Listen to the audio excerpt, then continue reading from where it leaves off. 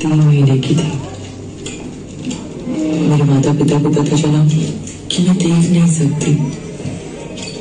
बस उसी दिन मुझे स्लाइड रूम में छोड़कर चले गए।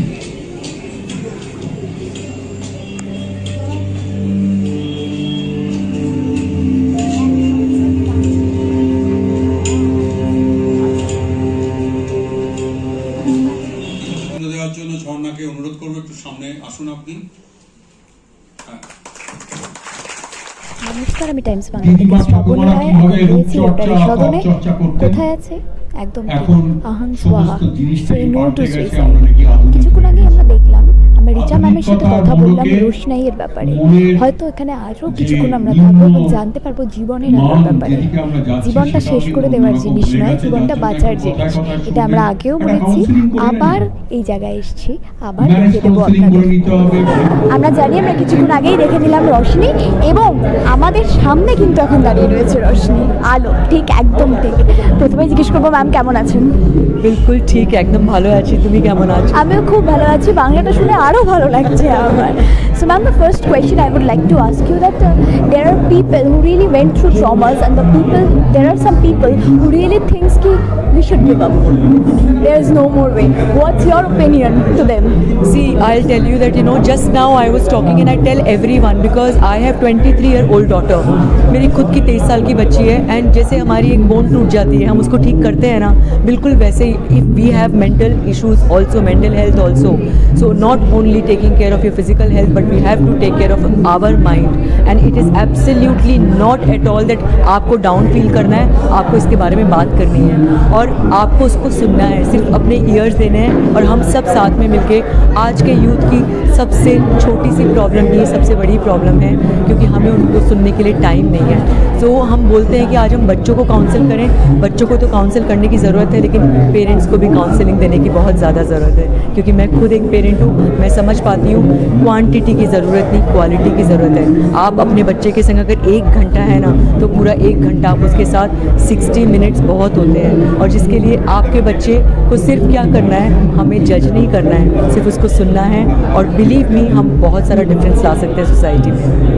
Ma'am, as you're a mother of a 23, so I would love to ask you about the fact that should we introduce the counseling system in schools as well? Absolutely. My daughter is from Heritage and she always had a counselor. Trust me, I also used to go because difficult time I also had, because our kids also, they go through the teenage. There are so many things they are not ready to discuss. They are not ready to talk. So how do we do that? How do we initiate that? So we also need counseling, and even schools, children should also have, I think, once a week that counseling session each school should have. Nowadays I think schools are also taking this initiative, and for that I tell all the school, and as I said, together we make a difference, and please raise your voice and talk about it. Thank you. Thank you ma'am, thank you so much. মনোশীজ, আচ্ছা, আমাদের শরীরের সাথে সাথে আমরা আগেও এই Times Bangla থেকে ইনিশিয়েটিভটা নিয়েছি, মনের খেয়াল রাখাটা কিন্তু অত্যন্ত জরুরি। অত্যন্ত জরুরি না, সব থেকে বেশি জরুরি। আমার তো মনে হয় মন ভালো থাকলে তারপরেই শরীরটা ভালো থাকবে। সেই বিষয়ে আরও বিশদ জানতে আমরা কথা বলে নেব। হ্যালো, নাম? আমার নাম প্রজ্ঞা, আমি মনোশীজের কাউন্সেলিং সাইকোলজিস্ট। আর আমার নাম শ্রীতমা ঘোষ, আমিও মনোশীজের কাউন্সেলিং সাইকোলজিস্ট। আচ্ছা প্রজ্ঞা দি, তোমাকে আমি বলছি, প্রথমেই আমি তোমার সাথে কথা বলে নেবো। তুমি ভেতরে আত্মহত্যা নিয়ে একটা কথা বললে, তুমি যদি আমাদের দর্শককে আরেকবার সেই কথা বলো। নিশ্চয়ই, আমরা আত্মহত্যা কথাটা এতটাই দৈনন্দিন জীবনে এতটা কমনলি শুনে থাকি, আমরা খুব একটা ভেবে দেখি না যে কথাটাকে একটু সন্ধি বিচ্ছেদ করলে কি দাঁড়ায়।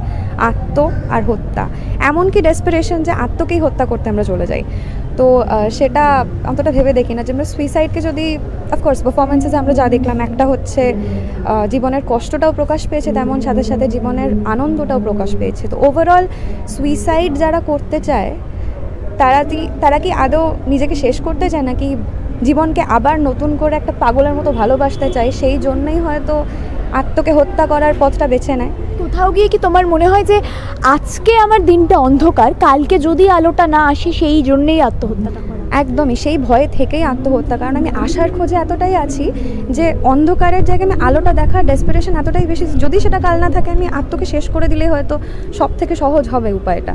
তো সেই জন্যই আত্মহত্যা। তো সেই আলোটা যদি আমরা সবাই একসাথে থেকে একটু ভালোবেসে হাত ধরে একটু পাশে থেকে যদি দেখাতে পারি, হয়তো মানুষকে আমরা ভালো রাখতে পারবো অনেকটাই, নিজেদেরকেও এমনকি একে অন্যকেও।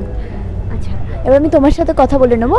এটা দুজনের কমন কোয়েশ্চেনও আছে, যে যারা ভাবছে যে there is no more way, আর কোনো নেই, রাস্তা নেই, শেষ করে, তাদেরকে তুমি কি ওপিনিয়নটা দেবে? দেখো, ওপিনিয়ন দেওয়ার জন্য তো আমরা কেউই মানে ঠিক জায়গায় দাঁড়িয়ে নেই, কারণ সেই মানুষটা যে কষ্টটা সে এখন অনুভব করছে সেটা সে ছাড়া আর কেউ বুঝতেই পারছে না। সত্যি সে কষ্টটা এতটা যে সে নিজে দেখতেও পারছে না যে তারও যে জীবনটা আছে, মানে ওই জীবনটাকে যে দেখার যে রঙটা এতটা মিশে গেছে যে কোনো জায়গায় অন্ধকারটা এখন তার প্রিয় হয়ে উঠেছে। কিন্তু যেটা আমি বলতে চাই যে মানুষের জীবন প্রাইসলেস, তুমিও প্রাইসলেস। সত্যি কথা বলতে প্রত্যেকজন আমরা আমাদের এই সমাজে কিছু না কিছু আমাদের কন্ট্রিবিউশন আছে, তো আমরা সবাই প্রাইসলেস, সবারই দরকার আছে আমাদের সমাজে। তাই আমরা তোমার সাথে আছি, তুমি একা নও। আমরা নিশ্চয়ই তোমাদের সাহায্য করতে পারি যে এই অন্ধকার থেকে কীভাবে আমরা আলোর দিকে এগিয়ে আসতে পারি, বা তোমাকে যে বোঝার জন্য তোমার যদি মনে হয় কারো যদি দরকার পড়ে, আমরা আছি শুনতে। তো তোমরা একা নও, এটাই আমি বলতে চাইবো। আমিও তো এটা তোমাদের থেকে যেটা, যে জীবনকে শেষ করে দেওয়াটা বোধহয় কোনো সমাধান নয়, কোনো দুঃখেরই সমাধান হতে পারে না।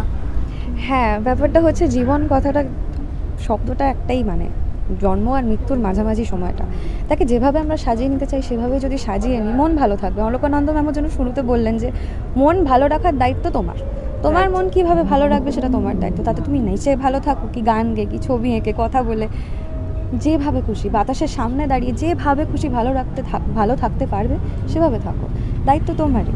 ব্যাপারটা হচ্ছে যে আমার একজন চেনা খুব কাছের একজন, সে আত্মহত্যার খুব কাছাকাছি একটা জায়গায় গিয়ে নিজেকে ঘুরিয়ে আনতে পেরেছিল একটাই কথা নিজেকে বলে, যে একদিন তো মরে যেতেই হবে, ততদিন বেঁচেই দেখে নিই। কি আর হবে? এক্স্যাক্টলি এই কথাটা বলে সে নিজেকে ঘুরে দাঁড় করাতে পেরেছিল।